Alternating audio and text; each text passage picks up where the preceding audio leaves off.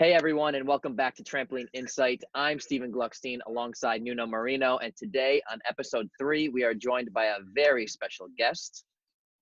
Today we have with us a two-time Olympic champion, three-time world champion, two-time Pan American Games champion, 18-time world medalist, and most importantly, an overall awesome person, Rosie MacLennan. Hey Rosie, how you doing? I'm good. How are you? That's quite a I'm mouthful good. of titles, Rosie. I've been around a hard. while. I know, it's pretty hard for me to memorize all that. So, first off, how you doing? How's everything in Canada? Everything's going all right?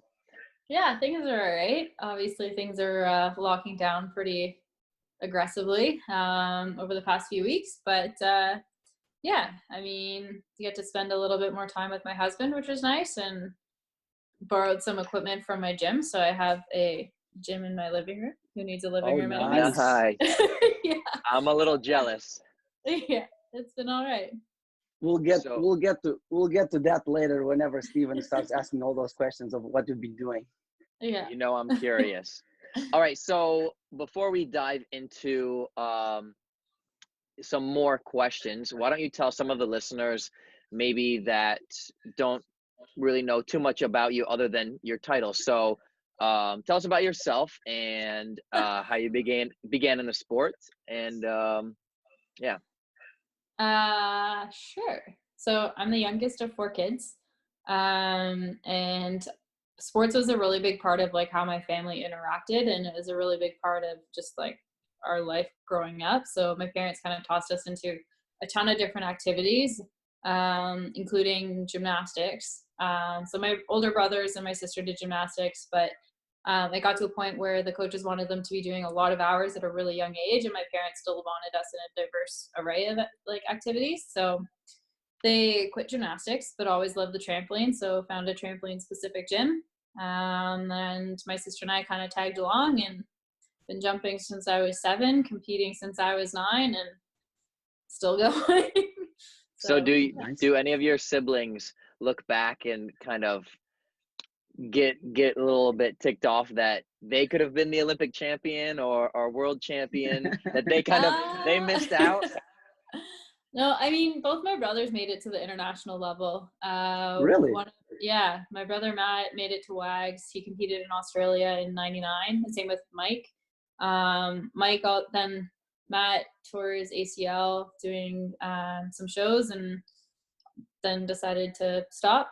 And then my other brother, he made it onto the senior Canadian team. But when he was in university, he was doing biomedical engineering. So it was a little tough to balance both, and he had to kind of make a call. And so he obviously chose education over sport. And my sister just likes sailing better, so she switched to sailing. So yeah. Oh, nice. So how old were your sister when she switched to sailing? I think my sister was like 13 when she switched. My brothers did trampoline until they were 16 and 19, I think.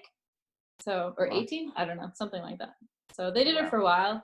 I think my one brother wonders like how far he could have gone. He and I had a lot of similarities in the way we bounced. But he's been there to support me and kind of cheer me on and give me a lot of guidance and advice along the way. So it's been good. I'm sure. That's awesome. And how is it being the baby of the family? You get a little competitive. Whatever. No, Exactly. It's good. I'm awesome. Like I'm really lucky. I have awesome siblings. They're 100% supportive of me, and vice versa. And we all kind of found like our own areas to kind of excel and pursue, and kind of live all over the place now, between like Edmonton, Vancouver, and California. But yeah, I mean, just before this, we were having a Zoom chat with our families, and they all have kids now, so it's kind of fun. Wow, that's awesome. That's cool. So from all the places that you lived, which one was your favorite? That I've lived? Yeah. I've only lived in Toronto. No, her siblings. Your family yeah, moved all my over the place. family's scattered, but I don't know. The West Coast is pretty awesome. Like, I could see it calling my name one day. So West Coast That is Canada true. or West Coast California? we'll just leave it at West Coast. We'll see. But I also really like Toronto. Toronto's an awesome city, and I don't know, we have Toronto's a an really awesome good city. setup. So yeah. I concur. I love Toronto. Mhm. All right, so let's reel it back towards trampoline. So my next question is, how was growing up in the sport of trampoline at Skyriders with Karen Coburn and Matt Turgeon and JP and all of those kind of pioneers? What was that atmosphere like? It was amazing. I mean, Dave's created an incredible facility with amazing equipment for starters, like the best equipment any athlete could ask for. But you were also constantly in an environment where you were surrounded by the best in the world. But I think the best part is like it gave you the perspective of like this is actually possible. Because for me, it was watching Karen, like watching her qualify to the first ever Olympic Games that trampoline was going to be in, and then train for that year leading into it, and then winning a medal, and then doing it again. So for me, it was like, oh my gosh, this is actually possible. This is a girl from my gym that I see every single day. But it gave me a really realistic view of what it actually takes to get there. Because I would see her show up to the gym, work incredibly hard, and things go well, and then build off that momentum the next day.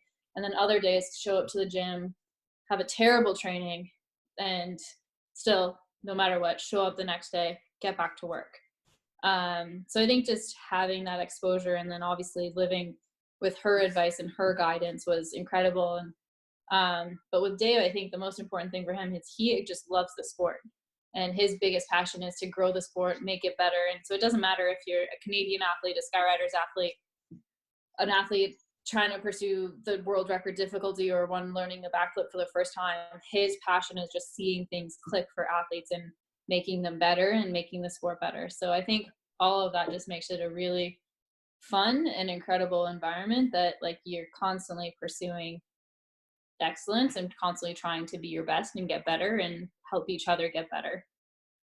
And so I've been up to Skyriders a couple times, and it's a different kind of training regimen. So, could you maybe expand on that? Like, so I remember when I went up there, everyone was just kind of trickling in, and training started when it wanted, and I was like, well, this is not the way the rest of the world is doing things. How, we have to start here. We have to get Line in up. line and warm up as a team and do things.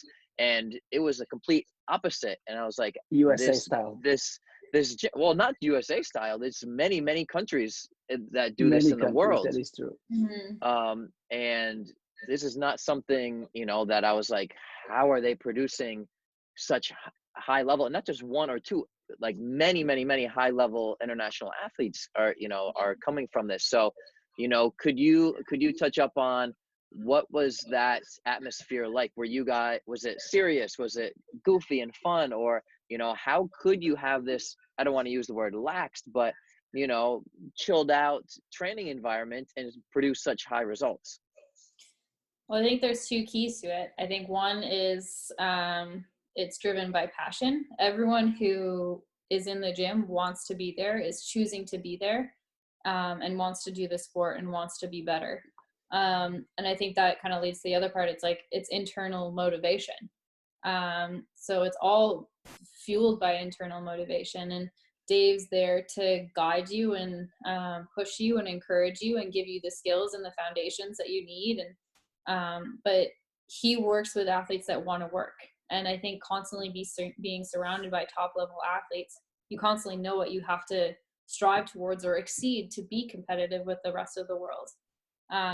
So, and I mean, it comes off as pretty laissez-faire and relaxed, but we work really hard and we create training programs. Like when I go into the gym, I know exactly what my plan is for that day. And it's not necessarily like, and I talk to Dave about general ideas and he'll obviously get feedback, but it's because it's internally driven. Like he's already gotten buy-in from his athletes. And he'll also tell you if you're wrong, or he'll like deviate you completely off the path and be like, nah, I want you to try this skill today. But I think the two main things, it's like constantly driven by passion, and he has this ability to ignite this passion and this drive in his athletes, and it's internal motivation. So he doesn't I mean, he cares if his athletes do well, but he just wants you to be putting in effort. And if you're putting in the effort and if you're putting in the work and the time, he will have endless time for you. So I have a question for you. I've been at Skyrider several times too, and the layout of the gym, it's very different than a competition setup, right? How was for you when you started to adapt to that layout from in-ground tramps? They're not in-ground, they just have a platform on the side, but yeah, in-ground tramps, to then transition to the competition setup? Because I feel that so many lower level athletes have that transition to do, and some of them struggle with those things. So if have your advice on it would be phenomenal, I think. Yeah. If that I was mean, at even a this thing point, for you, if that yeah, was at this even point, a it's thing for not you. a thing anymore. Correct. But as a younger athlete, it's something you have to get used to a little bit. And it's really just him, like Dave would remind us, like what you're doing on the trampolines in the gym and what you're doing on the trampolines, they're the same trampolines. And any gym that you're going to is a different and new environment, different in surroundings, different height in the ceiling, different audience Correct. location, different lighting. So I think it was just like one of the differences that we try and accommodate. But he did acknowledge, like, and try to give us a message, like when we were younger, like make sure like it will feel like you're going higher than you are when you transition to an above ground trampoline. And that's why I think he just has a stopwatch and just says like, look, like Yep. your time is lower, like you should probably go higher. But really it's just like focusing on, like, you've done this routine hundreds of times. You're doing the exact same routine on the exact same setup in a different environment. Correct. See, and I think that's the advice that developmental athletes need to hear, because I totally agree with that, especially the part where you feel that you're jumping a lot higher, which you're not. Yeah. And then you just give evidence. You give the numbers and they're like, oh, okay. Exactly, right? And that's why Yeah. stopwatch is so helpful. So continuing on the layout of Skyriders, the Super Tramp, do you love it or hate it? I love it for learning new skills, and I see the value in it. It's not always the most comfortable piece of equipment, but because it actually kind of exaggerates anything that you're doing incorrectly in the bed. But I think it's hugely valuable. I've actually was spending a lot more time on it, and been trying to do that. But I've always loved it for skills. I always love trying to push for height, trying to like, well, I don't grab the rafters, but touch the rafters. And I think I like it. I remember remember. My opinion on the Super Tramp is, and I've been there, and it's a scary piece of equipment when you start jumping it for the first time. It really is.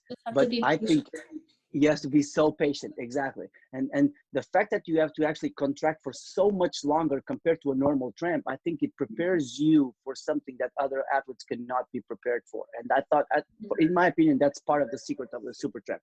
If I could have a Super Tramp, I would have a Super Tramp. As simple as that, because not just it gives you the height to do newer skills that you're not ready on a 7x14 tramp for sure, but then the time that you have to be in tension on the bed compared to a normal tramp, it just multiplies by 5 almost. And it's so helpful whenever you actually transition. Then you're used to that time. You're just so much more tight on the bed. Yeah, for sure. I remember when I went up with my brother, I hated it. I could not find the bottom of the trampoline. I mean, I could jump and I grabbed the rafters, but at no point could I ever find the bottom of the trampoline. Never. I had no clue when I stopped going down and I started going up.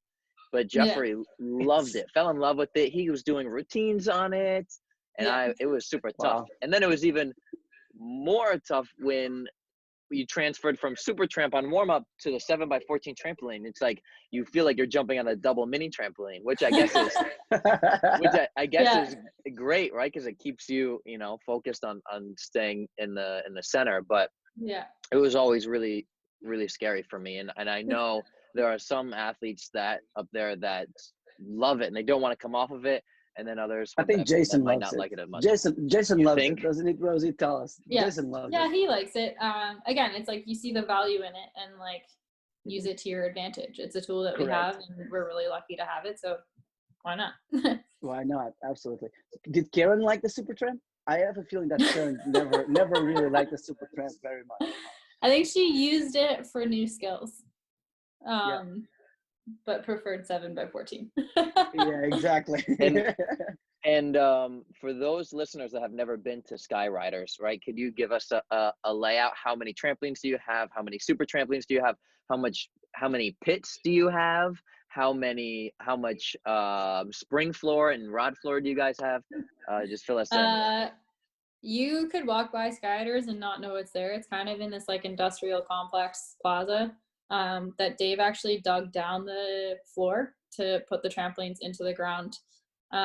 So it's basically like a big room and the floors are trampolines, and there's 4 regular size trampolines, 7x14. There's 1 super tramp, and then there's like 1 kind of square area where we have a little bit of equipment like a bike and squat racks and weights, and then like a strip where we do our warm up. So there's really not actually much space outside of where the trampolines are, but it's got everything you need. It's not fancy, but it's perfect.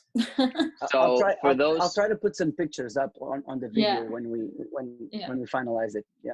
For those maybe younger athletes or just turning elite athletes that are listening to this, so all of these skills that you've learned, triples and multiple twisting, triple somersaults, have never been done with a foam pit, correct?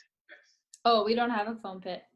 The thought of a foam pit actually terrifies me. I would not be comfortable doing that. But we do have a bungee system. We do have a belting system.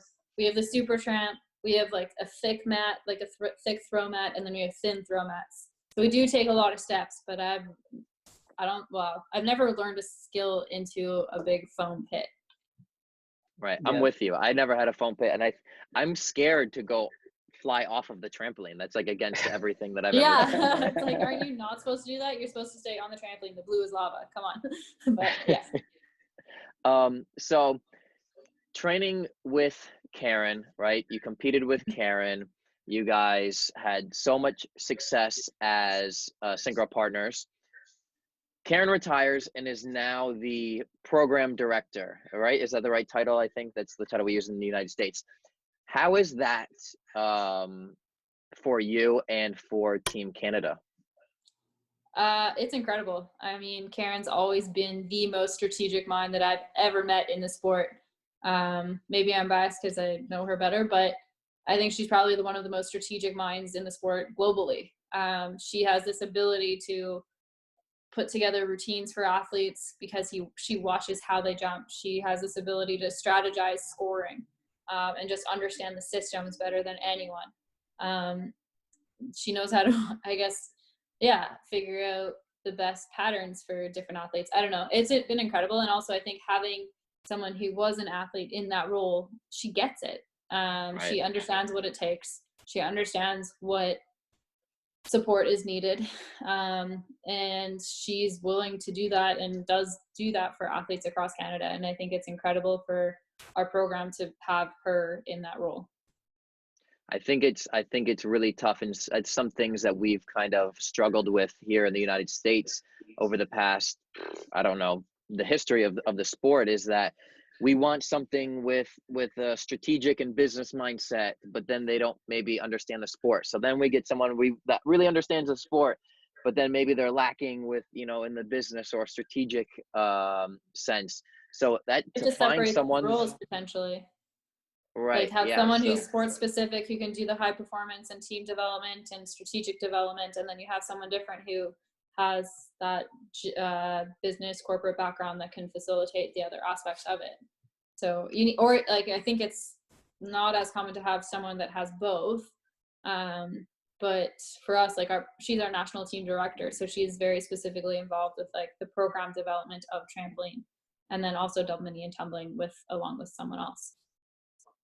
Well, when I heard the news, I thought Canada made the best choice that could in the world. No one could be better in the world. I thought at that time I was like, darn it, they were already good. Now they're gonna get even better.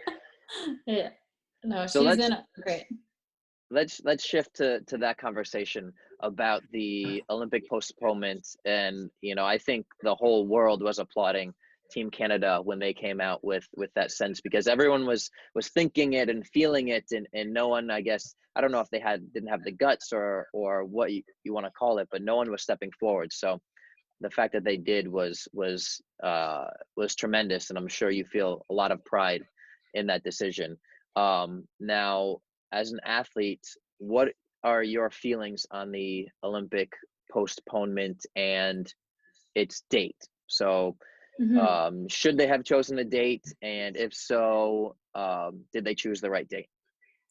Yeah, so I'm actually on the athlete commission for the Canadian Olympic Committee, so was part of the decision for Canada, Team Canada's withdrawal. And for us, like, the decision with that was really about looking at what was happening in Canada with the trajectory of the virus, and our chief medical officer just simply communicating and telling us the evidence that he has, and it was no longer ethical or responsible for him to ask athletes to continue preparing for games. And it was also very clear to him that it would not be ethical or responsible to send athletes from around the world, but focusing on Canadian athletes to Japan at that date, because not only were you putting Japanese citizens at risk, but you were potentially risking re-triggering the pandemic. Because at that point, there wouldn't be a treatment, and there's obviously no vaccine at this point. So that's kind of where that decision came from.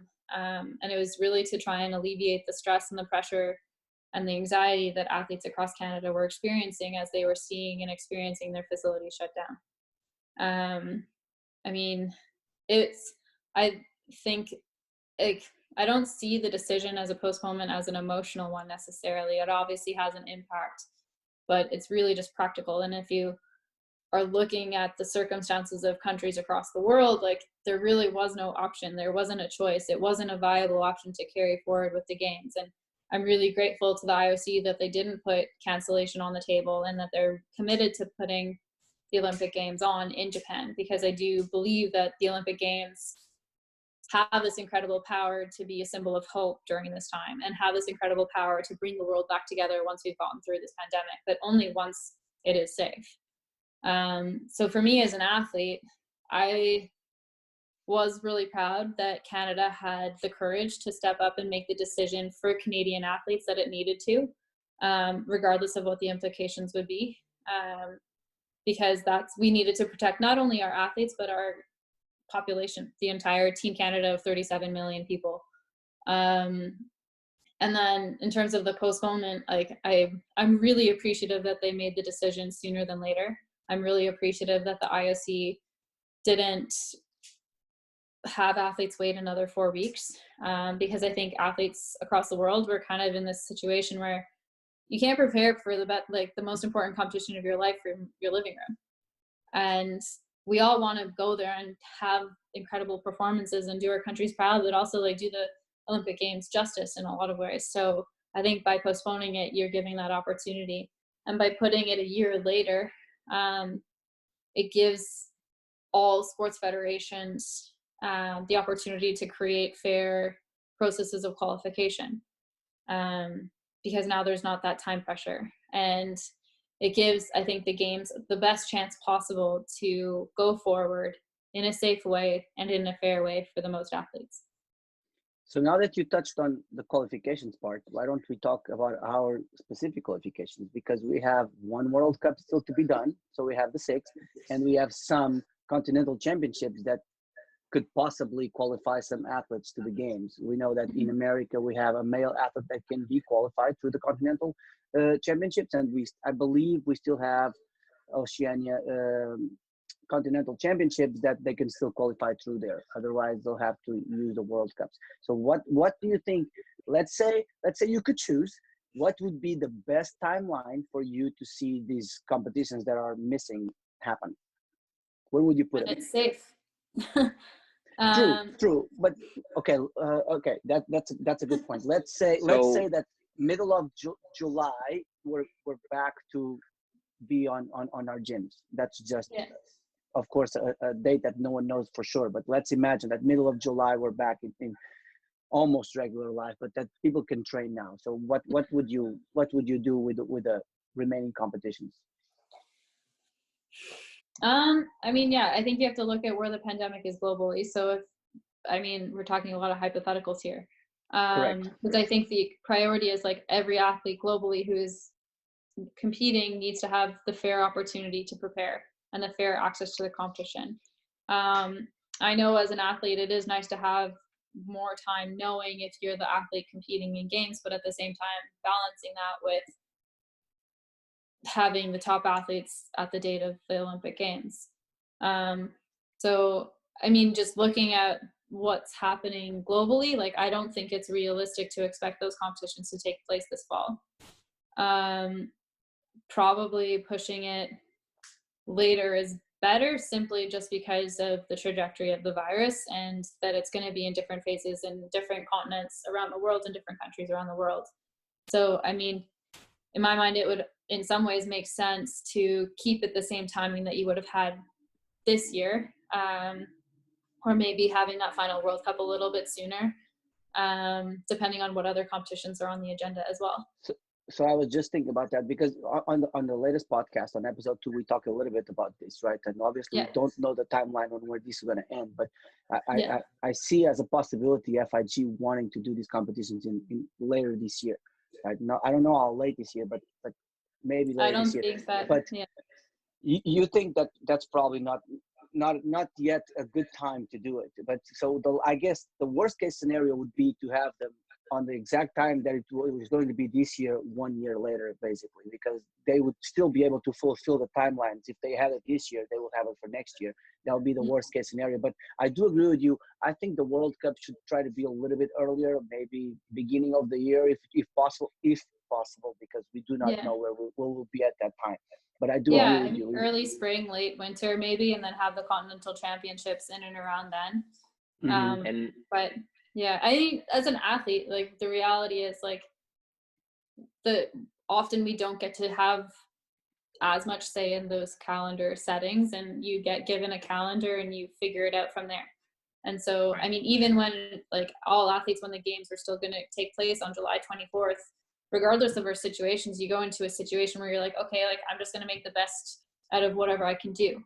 So I think it's like for athletes having the dates sooner, like it gives the opportunity to plan. But so for me, that's like ensuring you put off scheduling it to a point where you know it's going to be safe and accessible and fair, but enough time where athletes have proper preparation. And I think also they need to take into consideration that the domestic trials also need to take place as well. So if it's going to happen in April, that we decide or find out that a country has a spot, then they only have May, June, and beginning of July to host a trial system that decides who will represent their country in the Olympic Games. Unless you do it simultaneously. Correct. They do it like we plan to do in 2020, right? We started that process earlier. We already did one competition without even knowing if we had a spot or not. So and I think that every country has a different qualification process internally, and again, like I think you can start like that process internally, regardless of if you know you have a spot or not. Right. Correct. So how about for this is where it gets a little bit trickier. How about for the World Games that has been pushed to 2022 and the qualifying competition is in 2019, 3 years prior? That's a long time. So we talked about that too, and of course with World Championship still happening next year, 2021 World Championship still happening. FIG could use that opportunity to do a new qualifying, but is it fair? Right? Yeah, those and that I think already have we're the in spot. unprecedented times, and I think you like the IOC kind of had the right idea. You have to honor what's been earned, and is it ideal or is it the best gold standard? No, but I think given the circumstances, it's fair. Because if you're an athlete and you have this idea like, oh, I've earned this spot for my country, and then all of a sudden that's taken away from you, I think that goes more against the values of sport than I agree. That's my view. I don't know. Like I think like you have to honor what was in place, and like what that Steven proposed yesterday was just us talking our opinions, was yeah. maybe take into consideration that 2019 and then do another one in 2021 and just use both and ask for or more like quota spots. If there's a difference, maybe, yeah. Or that's at least always the solution, is ask for more quota more spots. people compete. Absolutely. the train of thought was Yeah. that maybe they could have to verify or validate, because in 3 years some of these tumbling and double mini athletes, they may be retired, they may be injured, and then a country could be sending an athlete that is maybe first year senior and going to the World Games to compete a brand new straight double back tuck pass. So Yeah. But you could have that even if the qualification was a month before. That athlete that earns a spot gets injured. That's true, but I think what Steven is saying, you can have athletes that didn't even participate at that World Championships.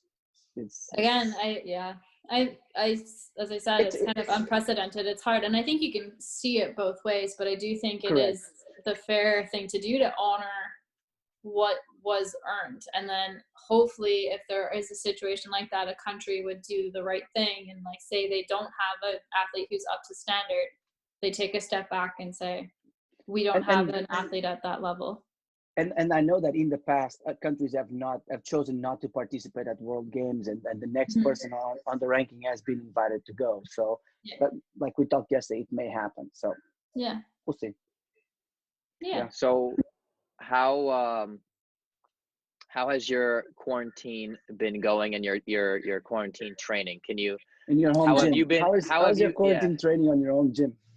Yeah, I mean, generally speaking, I mean, I have a brother-in-law who's an anesthesiologist. I have a friend who's an ICU nurse, and my husband's immune compromised. So like, I think for me, it's very easy to understand why these parameters are being put in place. And for me, like trying to find like the silver linings and finding joy and gratitude in that. So like, I'm getting to spend a lot more time with Nick. And then, we're really lucky that this happened now and not 8 years ago, when technology has advanced so much that like I can have sessions with my trainer a couple times a week and still work out, and have sessions with my Pilates instructor, and have sessions with anyone. And there's so much out there too, like in terms of content, and people are providing their own classes, whether it's yoga or fitness or high intensity training. So I don't know, I'm trying to look at it as an opportunity to like heal things. I came back from breaking my talus and fracturing some other stuff really quickly, and that didn't come without consequences. So taking this time to try and help address that and work on imbalances and get as strong and as stable as I can, and see it as an opportunity. And obviously there's a lot of uncertainty about like when things will get back to normal, but in the meantime, I still have the goal, or my daily intention is to do what I can each day to put myself in the best position possible.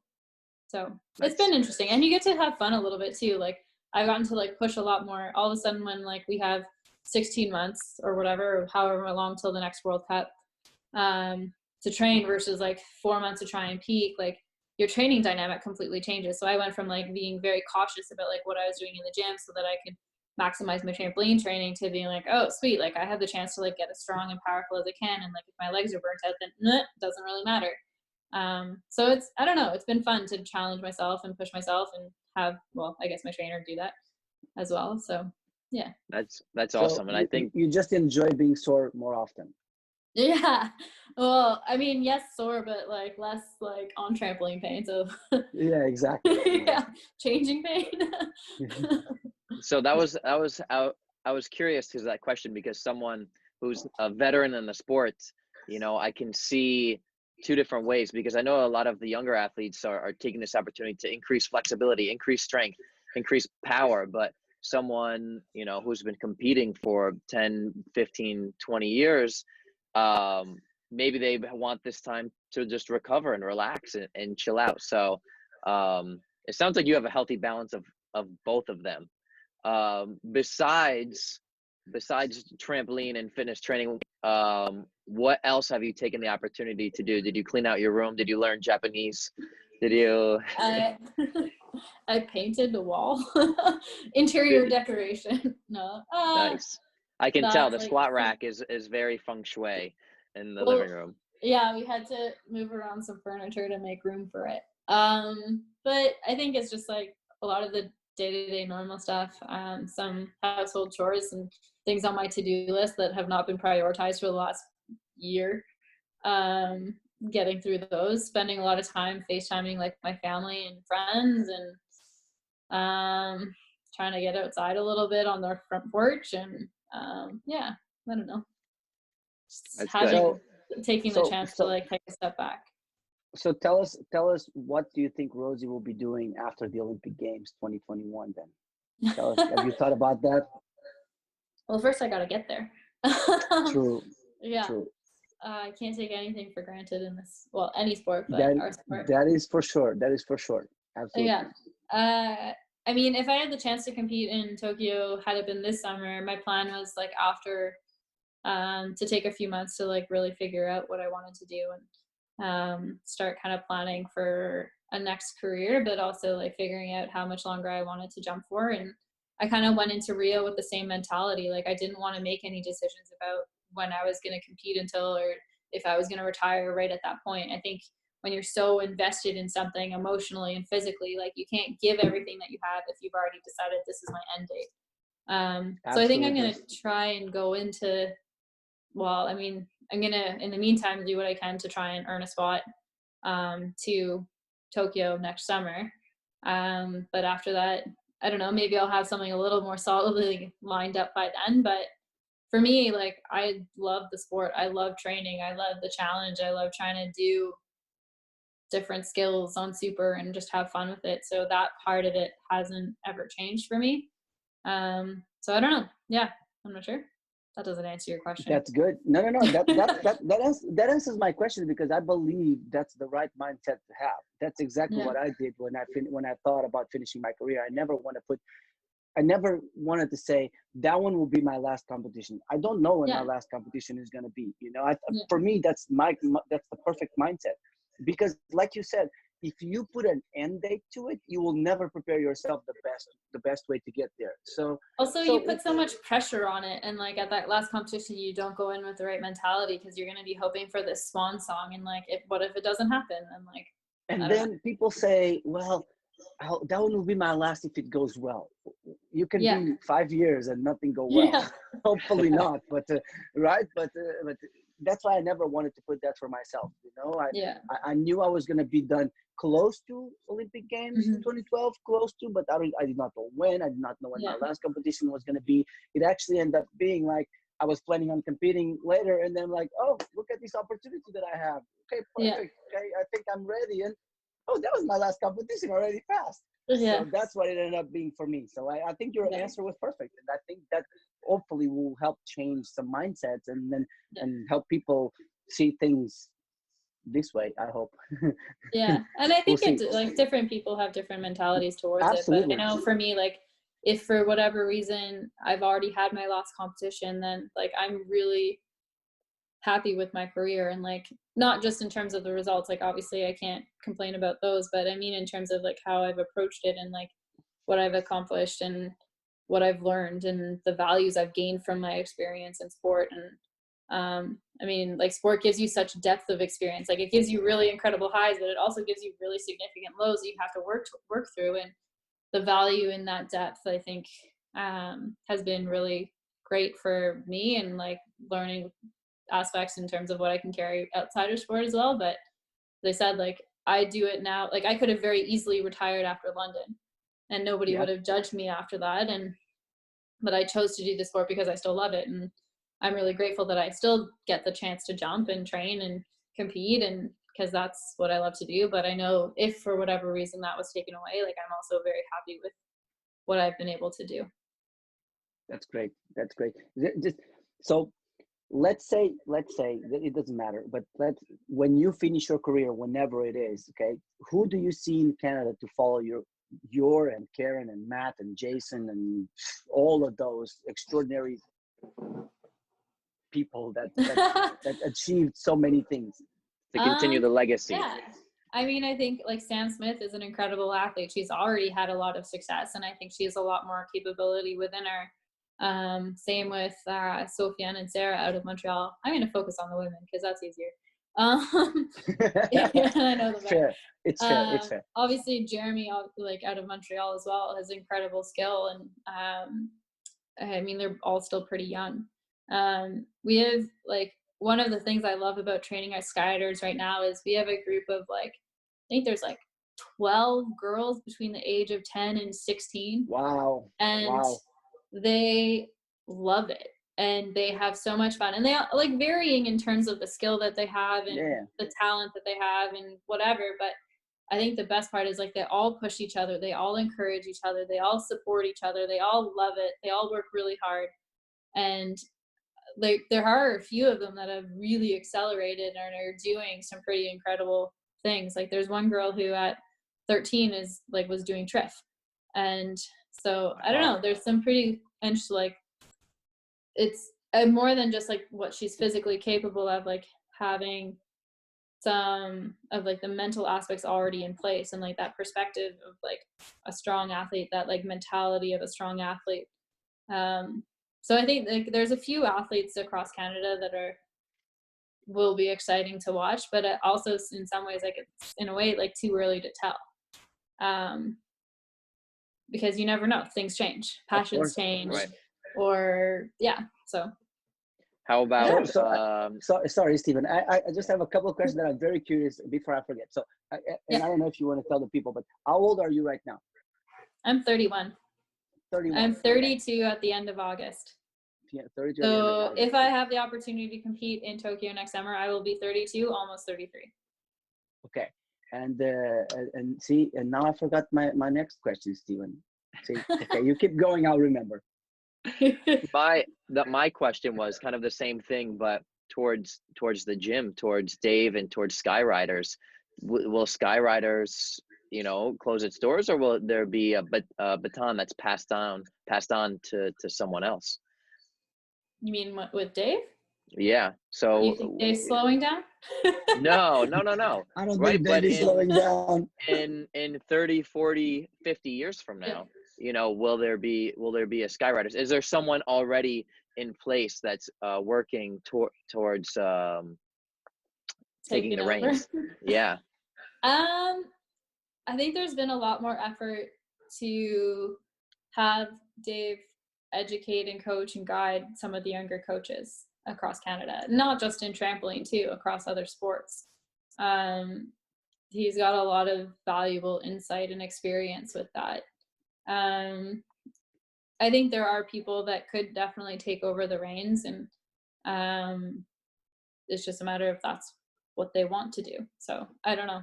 I don't know that we have there's no, I guess, like definitive succession plan, but I think there is a lot of effort to try and ensure that the knowledge that he has is passed on, because he is, I don't know, in my opinion, the most knowledgeable person about the sport probably in the world, given his not only coaching experience, but his experience designing and creating the equipment.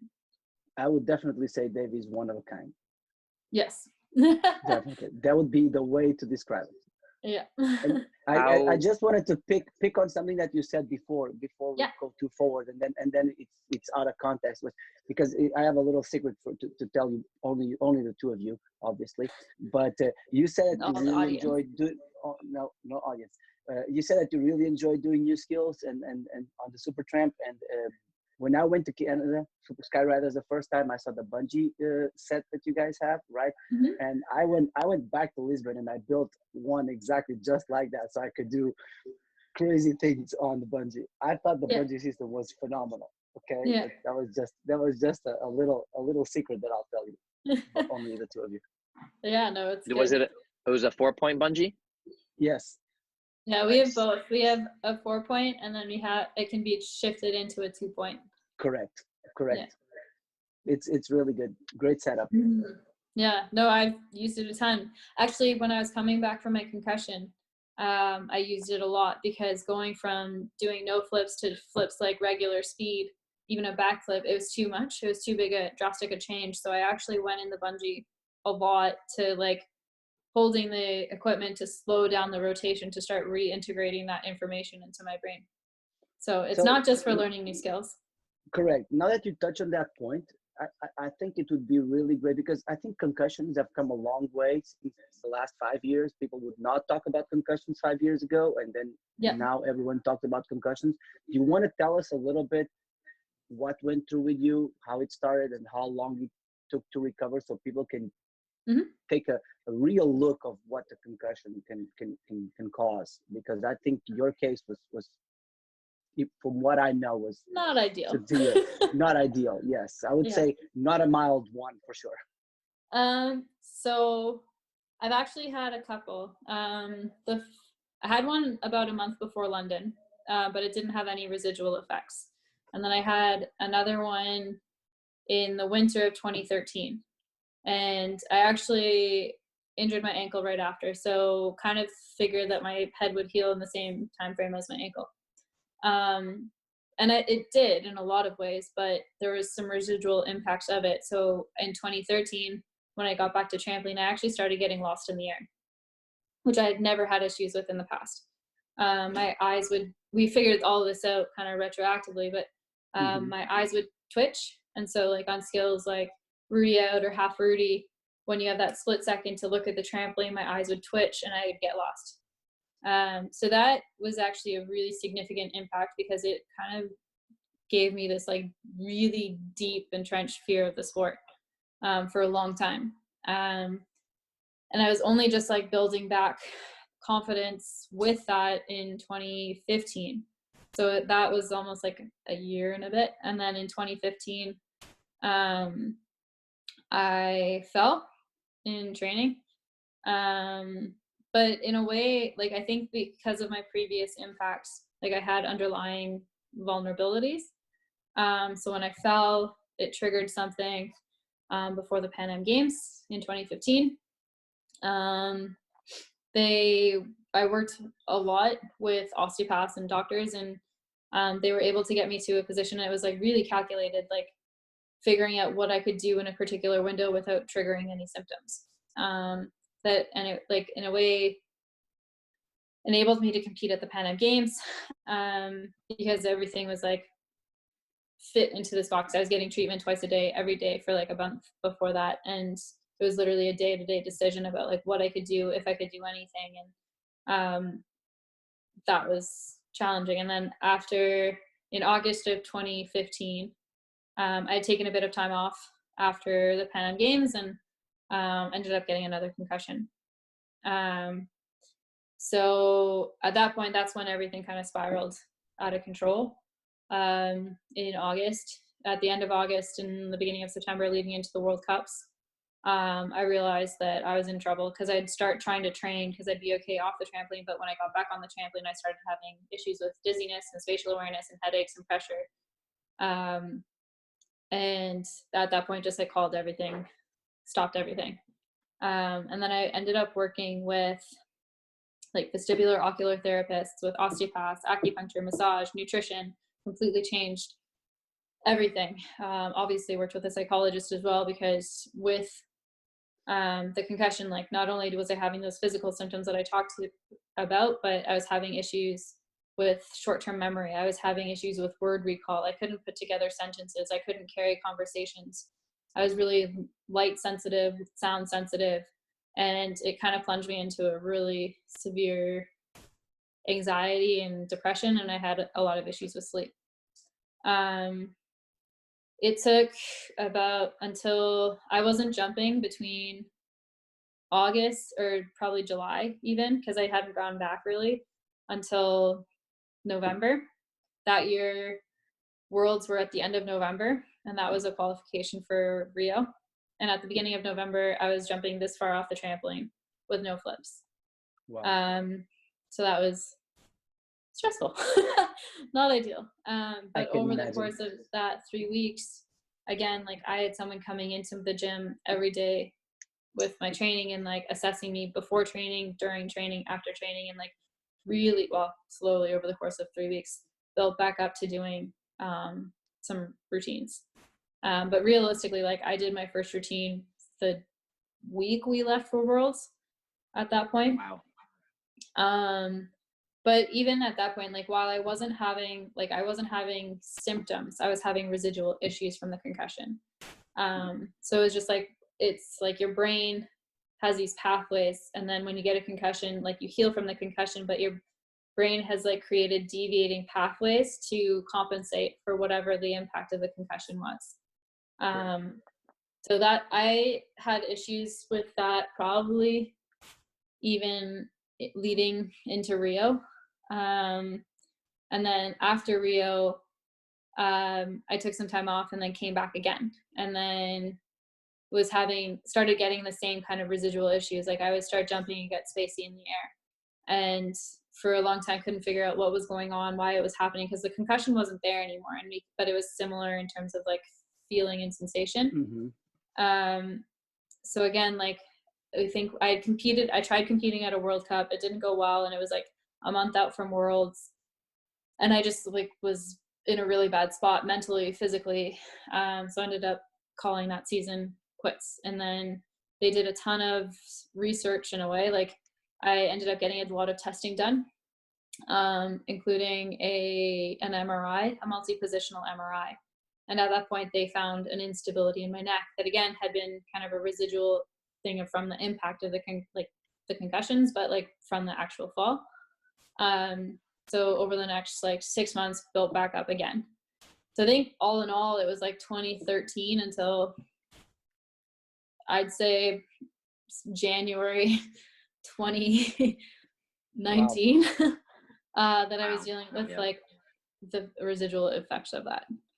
And I think what people can appreciate on that, because many people think that when they get an injury, oh, this is the end of my career and I'm done. And look at all that you just went through, and then after that you came back and you achieved even more things on top of that. So I think that's just phenomenal. I of course I'm very sorry that you had to go through it. I wish you didn't have to go through it, but congratulations on overcoming that step on your life and becoming stronger on the other side, because now you're more knowledgeable, you know your body better, and you can still compete better. That's like a master's really in concussion. No. But I was really it's lucky. almost like that.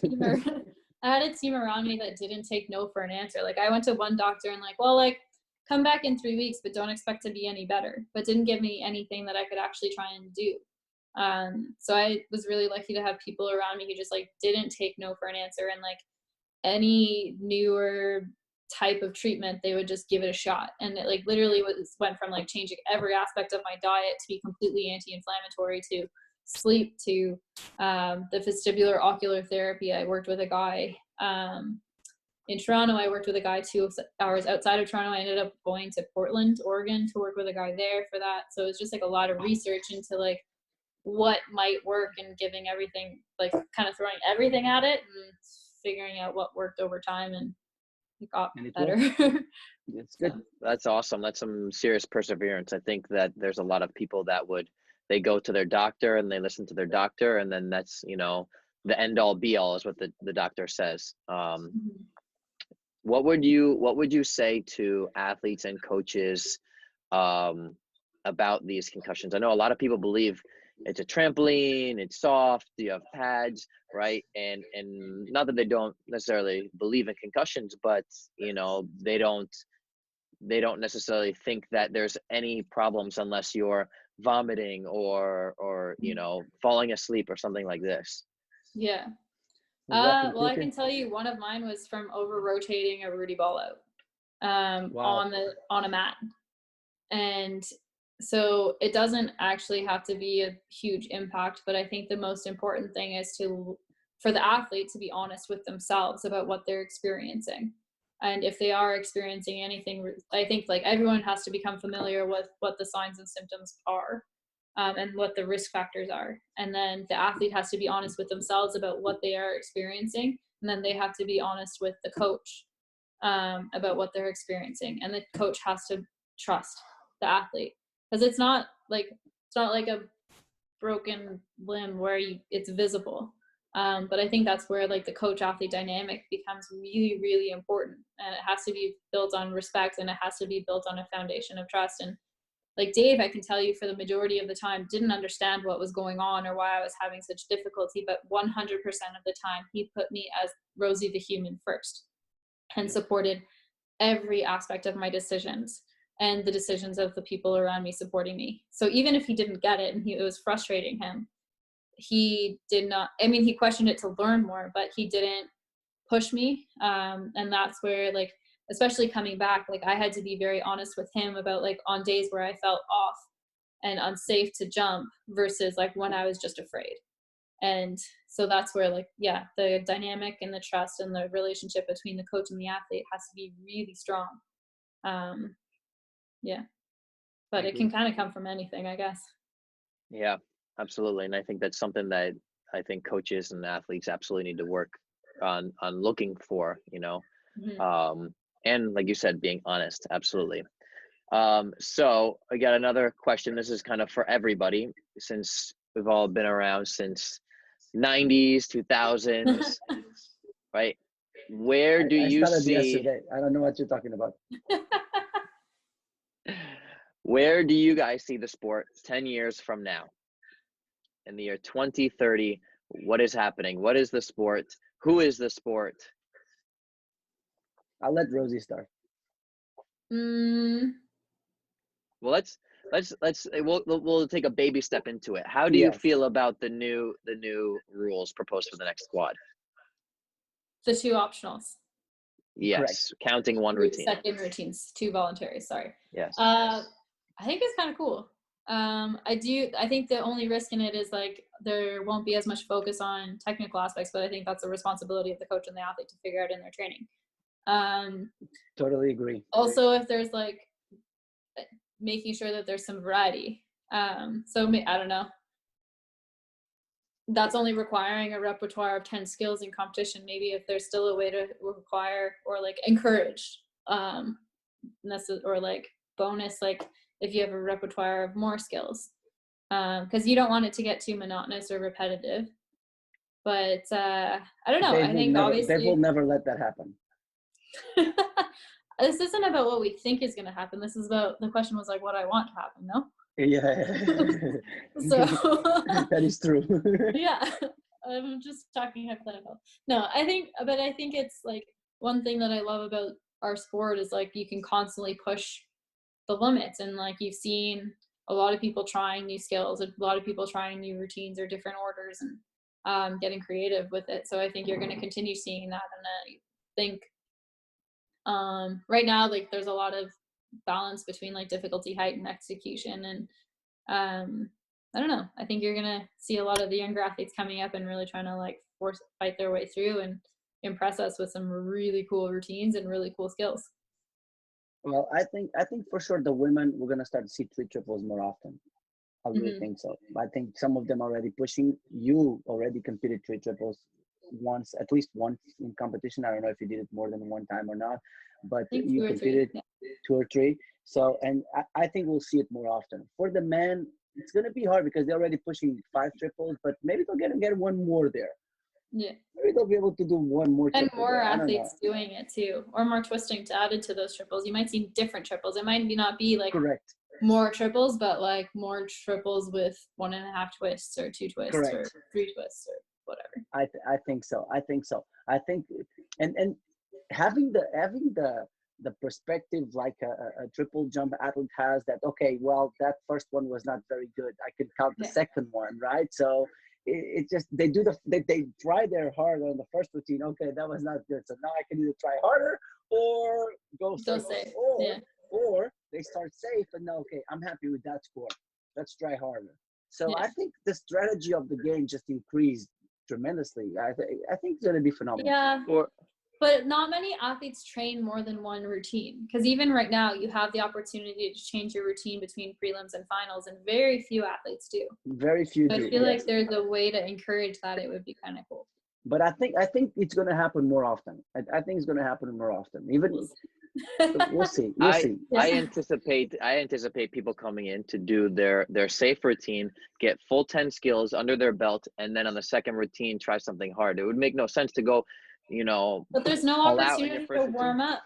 between the first and the second routine. So are you like, would you Nope. warm up? I think that's even a conflict.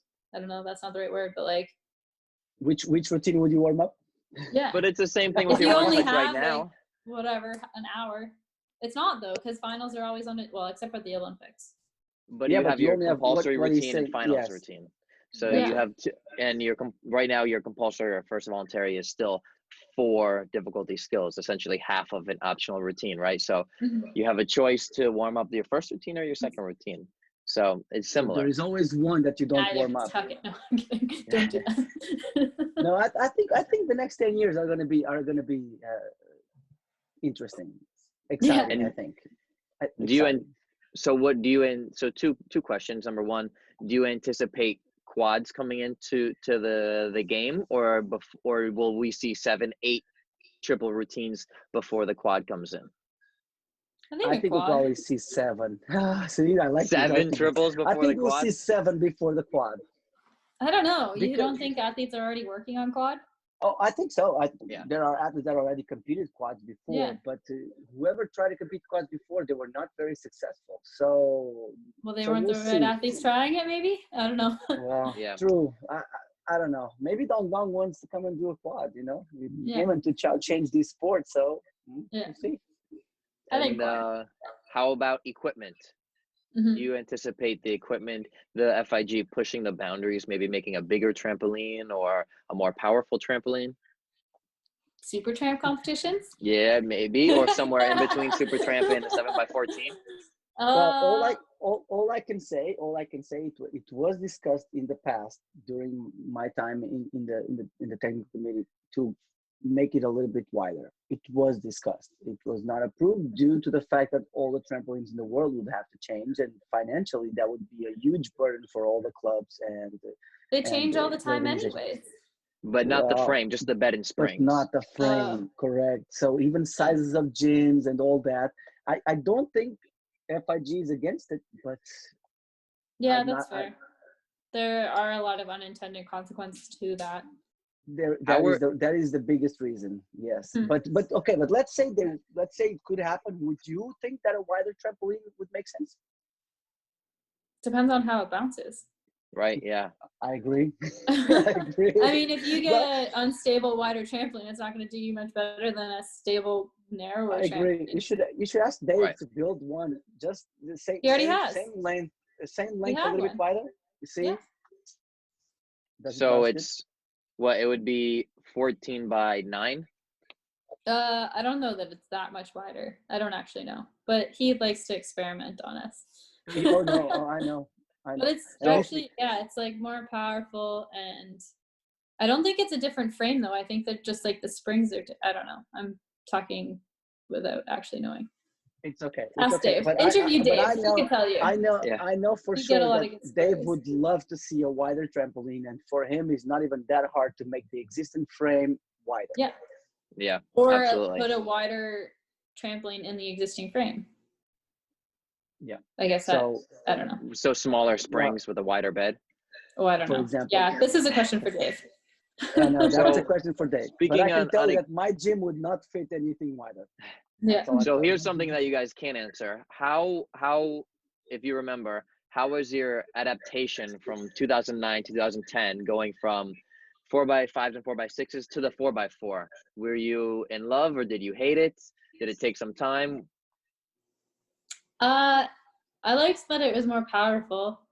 I mean, I train on string the majority of the time, and then we just switched to Euro prior to international competitions. So my first and foremost, I love string beds. Well, like rebound beds. So I find them a lot more stable, more powerful, and like consistent. And they stay the same longer. But I like the 4x4s because I do think it gives you more power. You obviously have to take a little bit more to try and control it.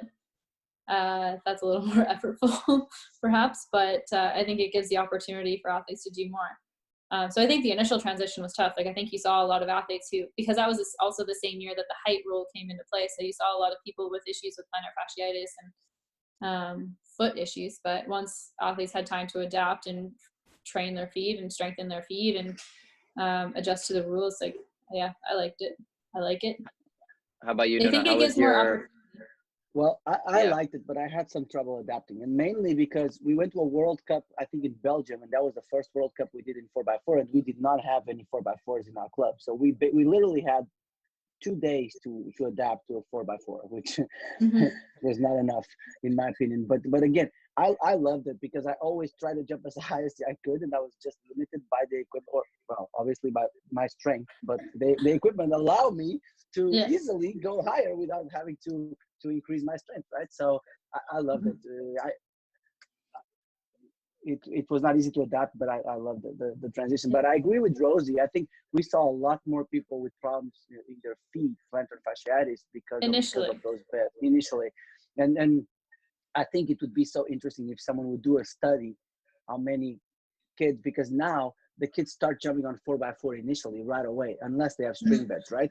We did Mhm. not, or I did not. I started on 6x4, and then I went to 4x4. So uh, I never had those troubles, but I did have some trouble on the Mhm. transition with my feet. So it would be so good to see how many kids that start on 4x4 actually have some trouble or not, or they just adapt faster on their Yeah. development, Well, I and think you they just never. now know it's an issue, so you work to strengthen your Right. feet before and as you're growing. Yeah. I remember the first 4x4 that I jumped on was at the Nissan Cup in 2009, where either, and you could see people loved it or hate it. So that's where Jason broke the difficulty record. He did 18.8. Mhm. But I had never seen so many people fly to the floor in a single competition of my life. Yeah. And I remember trying to, like you said, we had like a day and a half to adapt on top of jet lag. And I remember, I think the 4x4s might have changed after that because it felt like I was jumping on a rock. Like you just felt like you'd hit concrete and then you'd be 32 feet in the air. And I didn't know what the hell was happening. So I definitely took me a long time to adapt, but Mhm. obviously, we're adapted now. The athletes nowadays are adapted, and I think it's doing good. Mhm. Now they don't want anything else. I had to Right. convince my athletes to jump on the stream beds that I have. Now they love them, the ones that jump there, but still some athletes Mhm. don't want to jump there. So maybe after they see this interview, maybe they will all go jump there. I Seriously, Stream my like beds. string kids, beds. the I love athletes that string I beds. coach, I jumped on a string bed probably 80% of my career. But the athletes, when they have to go on the string bed, they're like huffing and puffing. And I'm like, I did 17.3 on that trampoline, and you're complaining about doing half out? Like, come on. No. Plus, I yeah. agree. So, all right. Should we end it? Well, yeah. Is there any more questions that you have, Nuno? No, nothing. It was great Well, to have you here, Rosie. Yeah, thanks for yes, having me. seriously. Thank you for your time. I hope you recover and build on your strength and do all the things that you wish to do on your quarantine. Get to spend some time with your family, and we look forward to watching you bounce again when Mhm. the gates reopen. Yeah, awesome. Thank Thank you you. so much. Thank you, Rosie. Thank you. All Have right, a good one. thanks. Thanks again, guys, for listening to episode 3. We want to thank Rosie again for her generous time and all of her knowledge, sharing her knowledge with us and the sport, and sharing her passion as well. We have no Q&A this time, but you can reach us on YouTube at Trampoline Insight. You can email us at trampolineinsight@gmail.com. You can reach us on Twitter at Tramp Insight. And you can also follow us and message us on Instagram at Trampoline Insight. We look forward to hearing from you guys and sharing information and interviews of what you guys want to hear, because this is for you guys. All right. So we look forward to seeing you guys again soon. Take care for now. Bye-bye.